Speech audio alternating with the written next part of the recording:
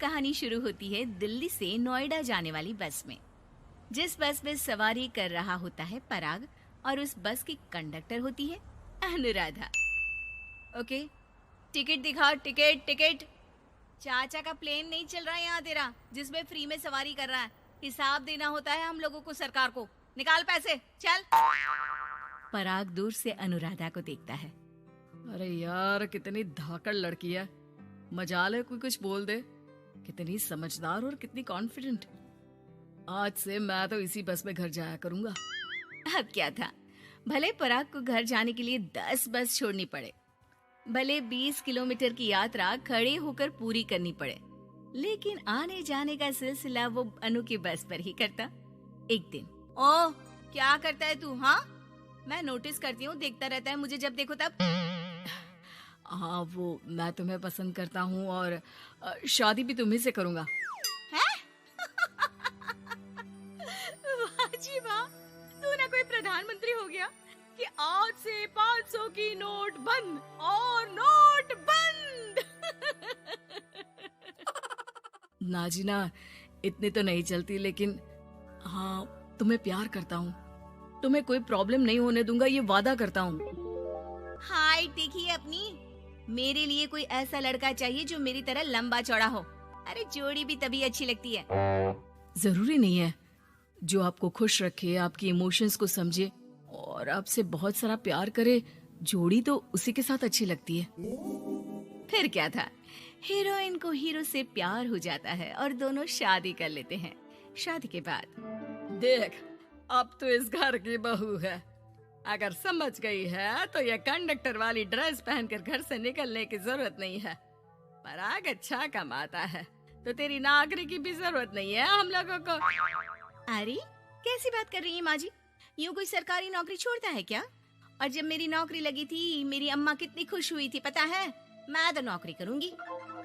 अरे नौकरी करेगी तो डंडे से मारूंगी, और हाँ, जो निकली घर से बाहर ना तो हाथ पैर तोड़ दूंगी और घर से बाहर निकाल दूंगी, देख लेना। अनु को समझ में नहीं आता कि वो सास को कैसे समझाए कि सरकारी नौकरी लगना आसान बात नहीं होती, और उसने इस नौकरी को पाने के लिए कितनी हार्ड वर्क की थी। रात को अनु पराग से बात करती है। देखो पराग, मैं नौकरी करना चाहती हूँ। मुझे नहीं पता था कि तुम्हारी माँ को मेरी नौकरी से प्रॉब्लम होगी, वरना। ऐसी बात नहीं है, मैं माँ को समझाता हूँ। अगले रोज, देखो माँ, महंगाई का जमाना है और मेरी प्राइवेट नौकरी है। आज है कल का पता नहीं। वैसे भी अनु की सैलरी मेरी सैलरी के बराबर है। अगर ये भी नौकरी करेगी तो हम लोगों को जिंदगी जीने में आसान हो जाएगी ना। सास को बेटी की बात समझ में आती है और वो अनु की नौकरी के लिए मान जाती है। अगले रोज, बेटा, बहू, तुम लोगों को लेकर मुझे कुल देवी के दर्शन के लिए जाना है, तो रविवार को दोनों सुबह ही तैयार हो जाना। अगले रोज दोनों तैयार हो जाते हैं और कुल देवी के मंदिर पहुंच जाते हैं। क्या संतोषी बहन, ये कैसी बहू ले आई हो? बहू बेटा लग रही है और बेटा बहू। अरे कोई पहलवानी लड़ानी थी क्या, जो इतनी लंबी चौड़ी बहू ले आई? अब क्या बताए पंडित जी, जो बेटे ने पसंद किया हमने उसे हाँ कर दी।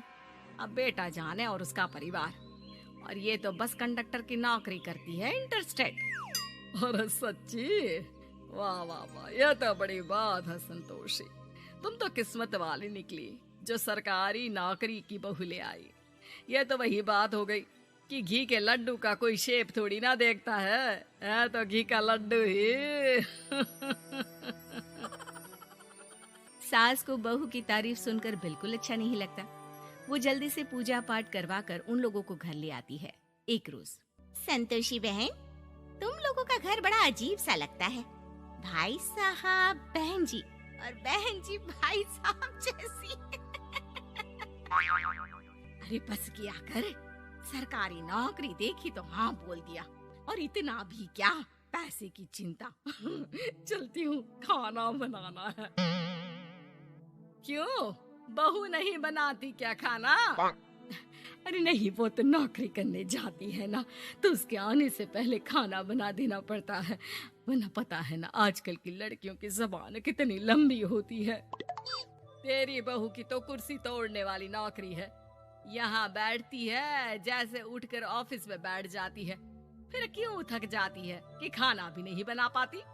मेरी बहू भले कंडक्टर है, लंबी चौड़ी, लेकिन बता रही हूँ सारा दिन सवारी से मत्था पच्ची करती है। लेकिन मजाल है, शादी के बाद एक दिन भी मुझे किचन में जाने दिया हो ना जी ना। दोनों पड़ोसन वहां से चली जाती है। सास बाजार जाती है और एक ट्रेड मशीन ले आती है। अरे माँ जी, इस उम्र में आप घर पर जिम खोलेंगी? अरे तेरे लिए लाई हूँ, रोज चलाकर 2 घंटे इस पर, पतली हो जाएगी। और खाना कम खाया कर, जब देखो बकरी की तरह मुंह चलता रहता है तेरा। वाह जी वाह, एक ही तो शौक है खाना खाने का, वो भी रोक दो। हाँ, लेकिन सास तो सास थी, बहू के खाने से लेकर एक्सरसाइज सब का हिसाब किताब रखने लगती है। अरे मैं मोहल्ले वालों को बताकर रहूंगी कि मेरी बहू भी शिल्पा शेट्टी की तरह पतली हो सकती है। वही बहू बस में जब सवारी का टिकट काट रही होती है, उसे चक्कर आ जाता है और वो गिर जाती है। सवारी हैरान परेशान हो जाती है और ड्राइवर को वहाँ बुलाती है। अरे शहर नहीं थी हमारे कंडक्टर साहिबा, लेकिन जब से शादी हुई है बकरी बन गई है। सास को तो बस इनके खाने की ही लगी रहती है। ड्राइवर बस में बिठाकर बहू को घर छोड़ आता है और सास को कहता है, अरे पता है आपकी बहू कितनी धाकड़ है, किसी को बात करने से पहले 4 बार सोचना पड़ता है कि बोले या ना बोले, कहीं झापड़ ना पड़ जाए। और आप है कि इन्हें बकरी बनाने में लगी है। अरे चुप, निकल यहाँ से। मेरी बहू है, मैं इसे बकरी बनाऊं या फिर गीदड़, तुम्हें क्या पता लोग कैसा मजाक उड़ाते हैं कि बहू इनकी बस की कंडक्टर है। बोलो, मुझे कैसा लगता होगा?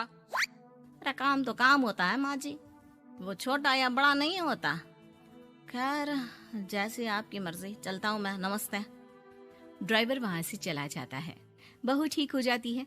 एक बार आधी रात को कोई संतोषी का दरवाजा खटखटाता है। अरे इतनी रात में कौन आ गया? मेरा घर है, कोई पुलिस स्टेशन की घंटी नहीं जो बजाए जा रहे हो। खोल रही हो दरवाजा। जैसे ही दरवाजा खुलता है, सामने वही पड़ोसन खड़ी होती है जो अनु की कुछ दिन पहले बुराई कर रही थी। मेरी बहू के पेट में दर्द हो रहा है, उसे जल्दी अस्पताल पहुंचाना जरूरी है। हाँ तो पहुंचाओ, और जल्दी लड्डू के साथ खुशखबरी भी सुना देना। हाँ, काहे हमारा दरवाजा पीट रही हो? अरे सुनो तो, अपनी बहू से कहो ना कि सरकारी बस को थोड़ी देर के लिए दरवाजे बुला ले। क्या है ना, कोई साधन नहीं है अस्पताल ले जाने के लिए। सास अनु को कहती है और अनु बस को बुलाकर पड़ोस वालों की मदद करती है, जिसके बाद पूरे मोहल्ले में अनु की तारीफ होने लगती है। सच में लंबी चौड़ी बहू के साथ साथ लंबा चौड़ा दिल भी है बहू का।